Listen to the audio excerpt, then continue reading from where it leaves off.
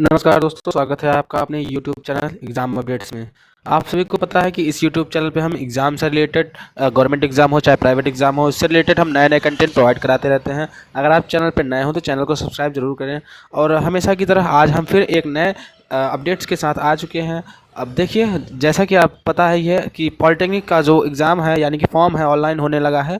अब देखते हैं वो ऑनलाइन हो रहा है कि नहीं हो रहा है, क्योंकि आज के डेट पर ही ऑनलाइन की लिए बताया गया था कि ऑनलाइन होने वाला है। तो सबसे चलिए मैं पहले दिखा देता हूं कि अपनी वेबसाइट पर जाके कि रजिस्ट्रेशन हो रहा है कि नहीं हो रहा है, पहले क्लियर हो जाइए। देखिए, जैसे कि हमने पहले से यहाँ पे पॉलिटेक्निक का जो JEC-UP का फॉर्म होता है उसका हमने लिंक पहले से ही ओपन कर रखा है। आप देखेंगे यहाँ पे रजिस्टर एट कैंडिडेट, जब हम यहाँ नए रजिस्ट्रेशन पर क्लिक करेंगे न्यू रजिस्ट्रेशन, तो यहाँ पे देखेंगे कि हम यहाँ पे जो न्यू रजिस्ट्रेशन पर जैसे ही क्लिक करेंगे हमारे सामने ये लिंक खुल के आएगा। इसमें देखिए लिखा हुआ आ रहा है काइंडली सिलेक्ट काउंसलिंग बोर्ड, यानी कि इस समय ऑनलाइन शुरू नहीं हुई है। जैसा कि पेपर में बताया गया है, पेपर की मैं कटिंग आपको दिखा देता हूं कि उसमें जो नोटिस दिया गया था कि ऑनलाइन आज से ही स्टार्ट हो जाएगा। आपको मैं दिखा देता हूं जो हमारा पॉलिटेक्निक का एग्ज़ाम था। देखिए, जैसा कि नोटिस में आप देख सकते हैं, इसको यहाँ पे लिखा हुआ है साफ साफ। देखिए, कार्यालय संयुक्त प्रवेश परीक्षा उत्तर प्रदेश लखनऊ। यहाँ पे देखिए नीचे पढ़ लीजिए क्या लिखा है। राजकीय अनुदानित PPP के निजी क्षेत्र पॉलिटेक्निक संस्थाओं में प्रचलित पाठ्यक्रमों group A B C D E F G H I J N K L के प्रथम वर्ष एवं द्वितीय वर्ष लेटरल एंट्री में प्रवेश संयुक्त परीक्षा पॉलिटेक्निक 2025 के ऑनलाइन आवेदन पत्र परीक्षा वेबसाइट देखिए यहाँ पे दिया हुआ है पर दिनांक 15/1/2025 से उपलब्ध कराई जाएगी। सामान्य और अच्च पिछड़ा ऑनलाइन आवेदन शुल्क जिसकी 300 होने वाली है यानी कि फीस, और प्रति अभ्यर्थी जबकि अनुसूचित जाति और यानी कि SC ST की जो फीस होती है वो होगी 200 रुपये, और जनरल और EWS OBC कैंडिडेट के लिए होने वाली है फीस 300 रुपये। ठीक है दोस्तों, तो ये जो फॉर्म था आज से ही ऑनलाइन होने वाला था, लेकिन अभी तक लिंक पे ओपन नहीं हो रहा है। अब तो दोस्तों वीडियो को पूरा देखिए, हम इसमें आपको बताने वाले हैं कि जो हमारा ग्रुप ABCDEFG क्या होता है, और ग्रुप हम ABCD कौन सी ग्रुप से अप्लाई कर सकते हैं। बायोलॉजी से हो तो वो भी बताएंगे और मैथ्स से भी हो तो वो भी बताएंगे, तो वीडियो को एंड तक जरूर देखें। दोस्तों चलिए देखते हैं पहले हम लिंक की ओर कि हमारा क्या अभी फॉर्म ऑनलाइन हो रहा है कि नहीं हो रहा है। उसके पहले हम बात कर लेते हैं। देखिए यहाँ पे लिंक हमने ओपन किया, जैसे ही लिंक ओपन किया यहाँ पे हमारा लिख रहा है काइंडली सिलेक्ट काउंसलिंग बोर्ड, यानी कि अभी तक हमारा लिंक ओपन नहीं हुआ है और ना ही ऐसी कोई अपडेट इस पर दिख रही है। अब जब तक अपडेट हो जाती है, यानी कि अगर 15 तारीख आज ही है 15 तारीख, और जैसे ही अपडेट आती है तो मैं इस यूट्यूब चैनल पर आपको प्रोवाइड करा दूंगा कि इसको कैसे अप्लाई करना है। ठीक है दोस्तों, तो दोस्तों चलिए लेके चलते हैं आपको अपने PDF की ओर, जिसमें आपको बताया जाएगा कि उसमें हम ग्रुप A और B C D क्या होता है। उसके पहले हम देख लेते हैं इसमें प्रोसेस क्या होने वाला है, कि जो हमारा पेपर होगा उस पेपर को किस तरह से कराया जाएगा। ठीक है दोस्तों, तो देखिए हमारा जो ये एग्ज़ाम है उसको क्या बोलते हैं, पहले आप जान लीजिए कि जो हमारा पॉलिटेक्निक का एग्ज़ाम होता है वो JEE और CUP करके लिंक होता है, वही आपको पॉलिटेक्निक का एग्ज़ाम कराता है। यहाँ पे लिखा हुआ देखिए आ रहा है, वो प्रोग्राम होता है अंडर ग्रेजुएट के लिए, यानी कि वो ग्रेजुएशन नहीं माना जाता है। अगर पॉलिटेक्निक कर रहे हैं आप लोग तो या D Pharma कर रहे हैं तो उसको ग्रेजुएशन नहीं माना जाता है। ठीक है दोस्तों, अब ये एनुअल में एग्जामिनेशन इसमें दिया है। अब जो मोड होने वाला है वो है CBT, यानी कि ऑनलाइन टेस्ट होगा, कंप्यूटर बेस्ड टेस्ट, यानी कि ऑनलाइन होगा ऑप्शनल में। ठीक है, अब इसमें कोर्सेज दिया हुआ है कि रजिस्ट्रेशन जो होता है हमारे पॉलिटेक्निक कोर्स के लिए हम एलिजिबल होते हैं। ठीक है, अब देखिए आगे चलते हैं कि हम कौन कौन से कोर्स अप्लाई कर सकते हैं। जैसे हमने लिखा हुआ था इसमें कि ABCD, देखिए इसमें जो अभी फीस बताई जा रही है जनरल OBC की इसमें 300 बताया जा रहा है, लेकिन ये 300 नहीं है, 300 350 नहीं है, 300 होगा। ठीक है, अब फीस जो होना वाला है 300 होगा और SC ST के लिए 200 होगा। अब इसमें एग्जाम ड्यूरेशन यानी कि कितना समय मिलेगा हमको क्वेश्चन करने के लिए। अब इसमें हमें 150 मिनट मिलेंगे क्वेश्चन करने के लिए, ध्यान देंगे। और नंबर ऑफ सिलेक्शन यानी कि कौन कौन से सेक्शन होंगे, उसमें मैथ होगा, फिजिक्स होगा और केमिस्ट्री होगा। अब टोटल क्वेश्चन होने वाले हैं 100 मार्क्स, यानी कि टोटल क्वेश्चन 100 मार्क्स 100 क्वेश्चन होंगे। और जो 1 नंबर के होते हैं, एक क्वेश्चन के 4 नंबर होंगे। ठीक है, 1 नंबर अगर हम सही करेंगे तो हमें 4 नंबर मिलेंगे। देखिए एक क्वेश्चन जैसे ही सही करेंगे तो उसको हमको 4 नंबर मिलेंगे। यहाँ पे देखिए लिखा हुआ है 4 marks will be given each correct answer, यानी कि एक क्वेश्चन पे अगर सही करेंगे तो हमें 4 नंबर मिलेंगे, और 1 नंबर काट लिया जाएगा अगर हम एक क्वेश्चन गलत करते हैं, यानी कि 1/4 माइनस मार्किंग होने वाली है। ठीक है दोस्तों, यानी कि 0.5। अब इसमें देखिए मिनिमम क्या होने वाला एग्जाम का, हिंदी और इंग्लिश का होगा। ठीक है, अब यहाँ नीचे वेबसाइट की लिंक भी दी गई है, आप इसको जाके चेक कर सकते हैं। अब चलिए और बात कर लेते हैं आगे। ये फीस हमने बता ही चुका है क्या क्या होता है 150 मिनट का, आप ये भी देख चुके हैं। अब देखिए ऑनलाइन करने के लिए जैसे ही प्रोसेस चालू होगा मैं वो भी लिंक प्रोवाइड करा दूंगा आपको, ऑनलाइन कैसे करना है उसके लिए पीडीएफ में पीडीएफ नहीं, लिंक मैं प्रोवाइड करा दूंगा डिस्क्रिप्शन में, आप कमेंट करिए तो मैं उसको एक 1 बाय 1 प्रोसेस करके बताऊँगा कि हम कैसे अप्लाई कर सकते हैं। अब देखिए इसका डेट्स भी क्या होगा, आपको फीस के लिए वगैरह सब बता दिया गया है। ठीक है दोस्तों, अब चलिए हम चलते हैं अपने पीडीएफ की ओर जिसमें हमें बताया गया है कि ABCD ये ग्रुप होते क्या हैं और वो हम उसको कैसे अप्लाई कर सकते हैं। ठीक है, देखिए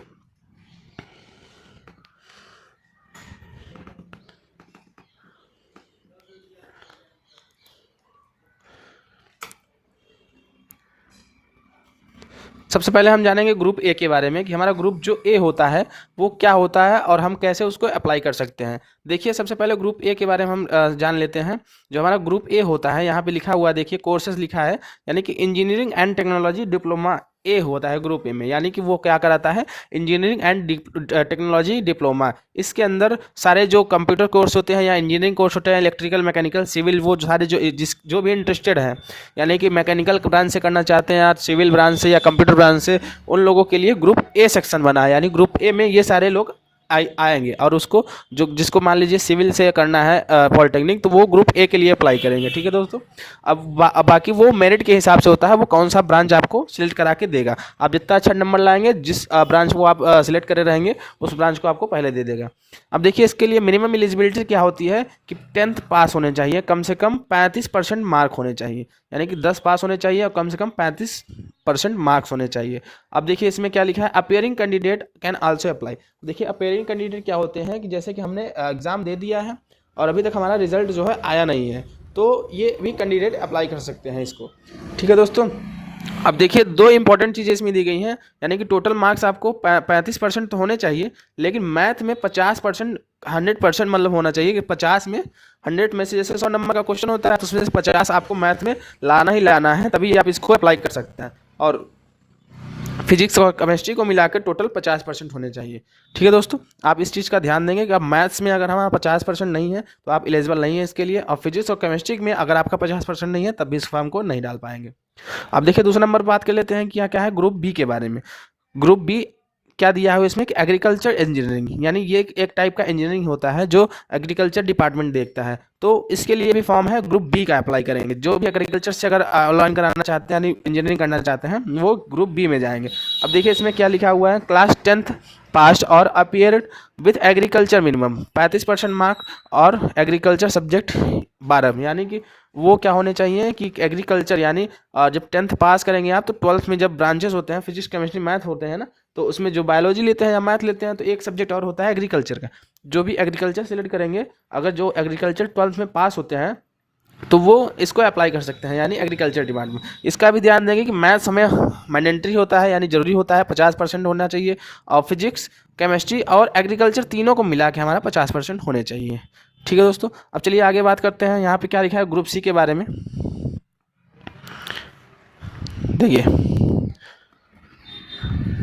देखिए ग्रुप सी में क्या लिखा हुआ है।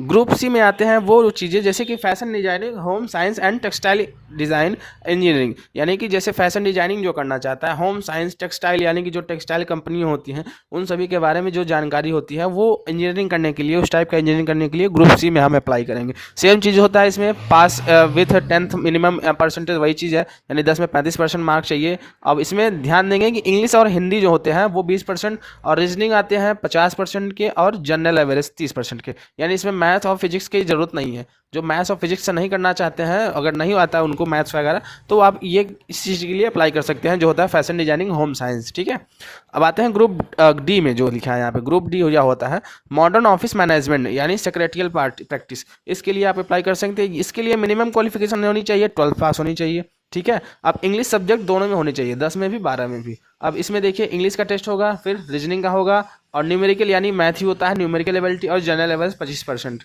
इन चीज़ों के बारे में ध्यान देंगे, ये सारे सब्जेक्ट होने चाहिए। ठीक है, अब होगा देखिए ग्रुप E1 और ग्रुप E2 क्या होता है।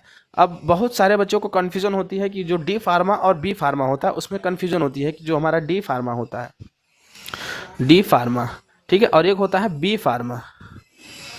ठीक है। अब देखिए डी फार्मा और बी फार्मा में फ़र्क क्या होता है, जो डी फार्मा हमारा होता है वो डिप्लोमा इन फार्मेसी होता है, जो हम ग्रुप E1 के लिए अप्लाई करेंगे। जो E1 होता है ना, ग्रुप E1 अगर लिए हैं, जैसे कि ग्रुप E1 हम अप्लाई करेंगे तो वो हमें कौन सा ब्रांच मिलेगा, वो डी फार्मा करने के लिए एलिजिबल होंगे हम। यानी कि डी फार्मा अगर कोई करना चाहता है, ये इसका फुल फॉर्म होता है डिप्लोमा इन फार्मेसी, ठीक है। तो वो क्या होगा, ग्रुप E1 में अप्लाई करेंगे। और बी फार्मा जो होता है ना, ये ग्रेजुएशन माना जाता है, ठीक है दोस्तों। तो ग्रेजुएशन माना जाता है, तो ये यहाँ से हम इसको अप्लाई नहीं कर सकते हैं। इसके लिए अलग से वेबसाइट होती है बी फार्मा। अगर आप बी फार्मा के बारे में कोई जानकारी चाहते हैं तो आप कमेंट में जरूर बताएं, हम बी फार्मा की एक अलग सी वीडियो बना के आपको बता देंगे, ठीक है। अब जैसे कि कोई डी फार्मा करना चाहता है वो यहाँ पे अप्लाई कर सकता है। अब इसके लिए मिनिमम क्वालिफिकेशन क्या होनी चाहिए देख लेंगे आप यहाँ पे।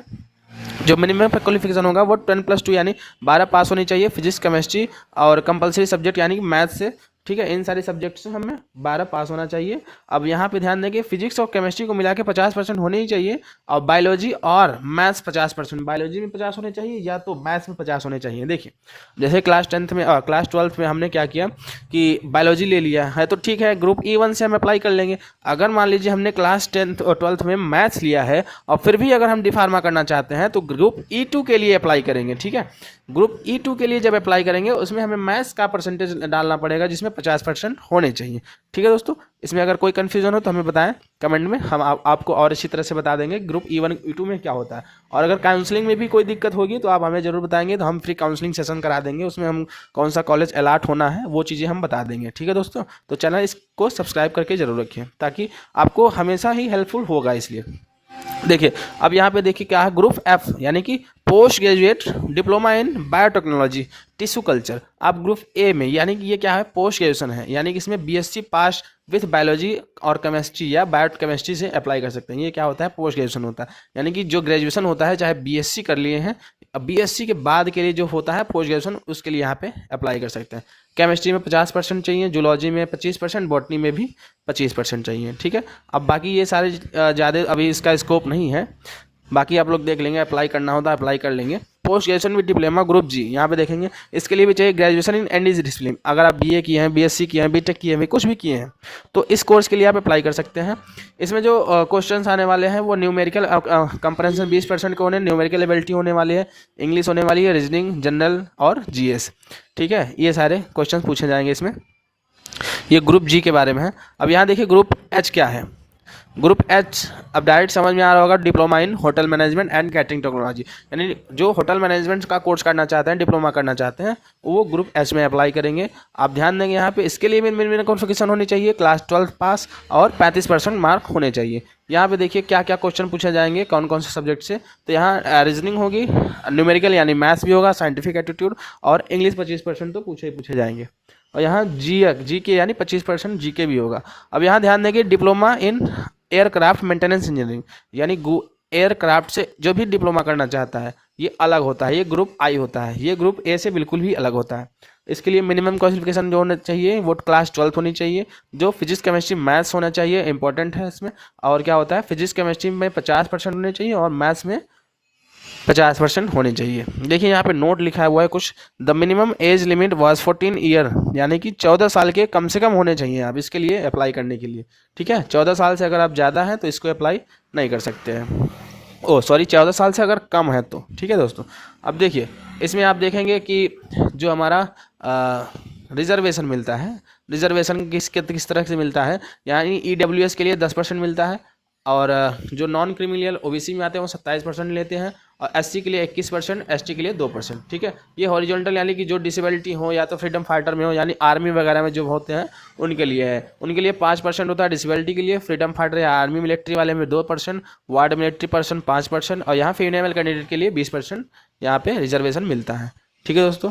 अगर आपको वीडियो अच्छी लगी हो तो चैनल को सब्सक्राइब जरूर करें, और बाकी आपको अगर कोई भी दिक्कत होती है फॉर्म को अप्लाई करने में या तो आगे और भी इसको काउंसलिंग वगैरह करने में, तो आप चैनल को सब्सक्राइब करके जरूर रखें। आप कोई भी क्वेश्चन हमें कमेंट में पूछेंगे, हम उसका रिप्लाई जरूर देंगे, ठीक है दोस्तों। तो चैनल को सब्सक्राइब जरूर करें और वीडियो को लाइक जरूर करें। धन्यवाद।